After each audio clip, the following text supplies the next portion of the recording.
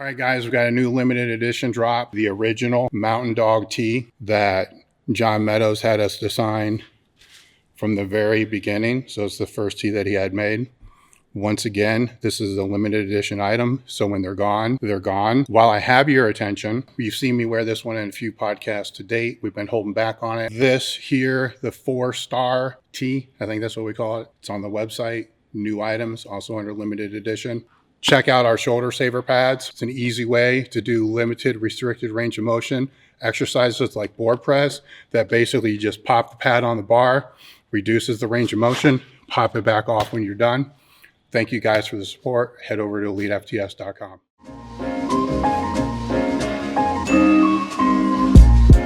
Hey guys, welcome to Elite FTS. Andy Baker here. We're going to do a little intro to programming lecture to start things off. So when I talk to new coaches that are interested in program design for their clients, setting up programming for their gym, whatever the case may be, a lot of guys are very interested in the microcycle of the week, how to set up the sets and the reps and the exercises and the days of the week, exercise selection, volume, intensity, all that sort of thing. And obviously all that stuff's super, super important to get right. But I think one of the things that a lot of guys miss is to zoom out away from just the day-to-day and the week-to-week and look at the athlete that we're dealing with and a really important concept, which is the rate of progression that this athlete is capable of or not capable of, whatever the case may be. So as we know, a younger guy, a novice, somebody who's fairly new to lifting weights is going to be able to progress much, much faster than somebody that's been doing this for a long period of time. So a more advanced guy, an elite guy, somebody that's been training for many years or even several decades is going to be really, really, really difficult to come across PRs at any sort of regular interval.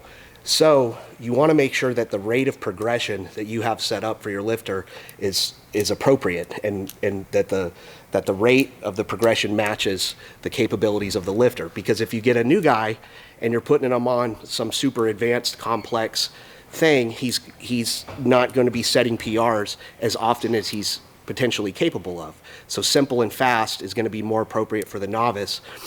And your more advanced guys, if you try to put them on something that's too simple and too fast, you're going to burn them out, potentially injure them. So the complexity and the slower speed for more advanced programming is by necessity, not necessarily because it's better. And typically if you write something down, like the way that we have our programming organized, novice, intermediate,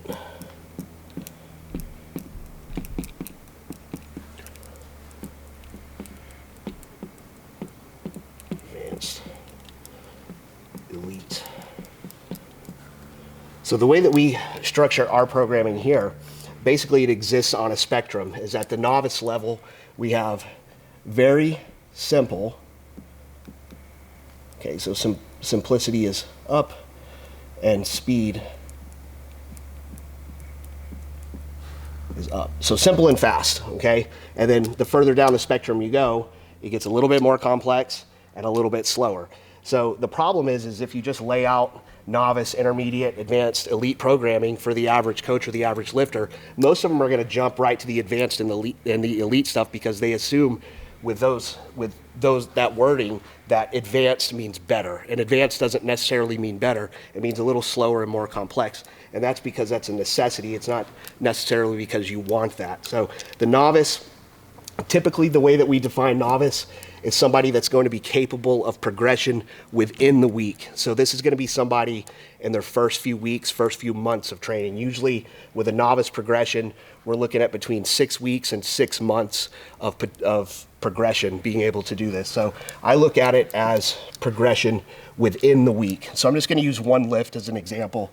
So we'll say Tuesday and Friday is our lower body day. We'll just use the squat to keep things simple. So we're going to squat,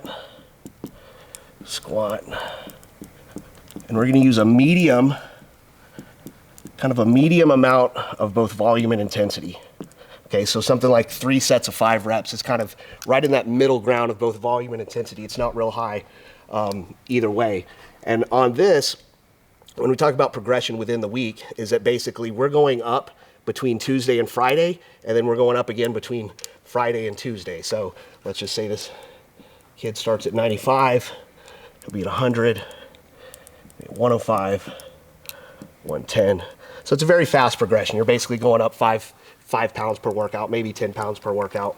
But obviously this is not going to be able to work for a more advanced person. Somebody that's been training for even several months is not necessarily going to be capable of being able to go up twice per week, but the novice in his first few weeks or months of training can. And in my opinion, anything more complex and slower than that is just unnecessarily slowing the kid down. And this enables him to get a lot of practice, a lot of work with the competition lifts at nothing that's too high or too far on the volume or the intensity spectrum. The intermediate type of programming, basically what I'll do here is once this kind of starts to go stale, and again, it kind of depends on the lifter, again, anywhere from 6 weeks to 6 months. The biggest influence on how long they're usually able to stay with something like that is weight gain. So if you start with a very small, scrawny, skinny kid, and he does what he's supposed to do in the kitchen, and he's able to push his body weight up, then this type of progression can last quite a long time. For somebody that's a little bit older, or somebody who's wanting to keep their weight, constant or down, then they're not going to have that sort of link to that novice linear progression. So we'll at the appropriate time, I'll switch them to an intermediate routine, which again is still pretty simple and it's still pretty fast. But basically the real change with this is instead of progressing within the week, now we're just progressing week to week. So again, it's still a very fast progression.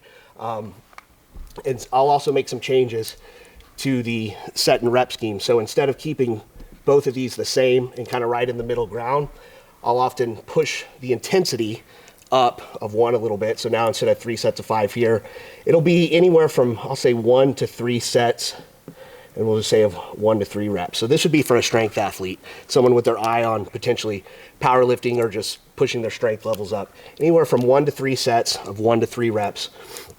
So this is kind of your higher intensity day. And then to balance that out, we're gonna increase the volume but lower the intensity of this day. So this might be something like 5 sets of 5, but bringing that weight down a little bit. So if we were operating, if this was closer to say 85% of a 1 rep max for a newer lifter, this is going to be dropped down to probably 75, 80% for somebody at this level. So we've got our heavy high intensity day, and then we've got our little bit lighter volume day. And both of these, see, they're not progressing within the week. Both of these are progressing week to week. So if we started somebody, let's just say this is 200 pounds, this is 150 pounds, it might look like 205, 210, 215, so on and so forth, 155, 160, 165. So it's still, as you can see, it's a pretty fast progression, but there's a little small amount of complexity introduced to the set and rep scheme, and that we're starting now to oscillate between higher intensity days and higher volume days. I'm going to skip down to elite real quick. Usually start with that. With elite programming, one of the things in the book that we did in practical programming was the section on elite programming was about that long. And basically because our thoughts on that was when you get somebody that's been training, say, a decade or more, and that's competed at a high level, that's reached some pretty high levels of strength, basically at that level, everything's going to become so individualized and so auto-regulated that it's difficult to put something on paper that says, here, this is an elite program, because you're going to have all these different lifters and their programming is going to wind up looking very differently over time because they've got, they've reached different levels, they've got different injury histories, and just, different biology is going to make them respond better or worse at different forms of programming. So there's going to be all this little individual stuff that makes elite programming difficult to put on paper.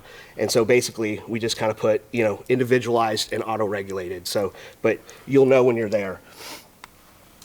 Advanced programming though, going back, is basically what I look at it is most people, and again, advanced always assumes better or a very high level competitor, and it doesn't necessarily mean that. Basically what it means is just somebody who's been training long enough and hard enough that they're no longer capable of progressing with these very simplistic types of of programming methodologies. And so they're going to wind up on something where you're having to plan for PRs at a frequency somewhere greater than a week. And so like with my programming that I use, I'm asking for that lifter usually to display a performance increase or set a new PR on their squat, bench, deadlift about every 4 to 5 weeks, okay? And so what that's gonna look like, this takes a little bit of planning by the coach and by the lifter, okay?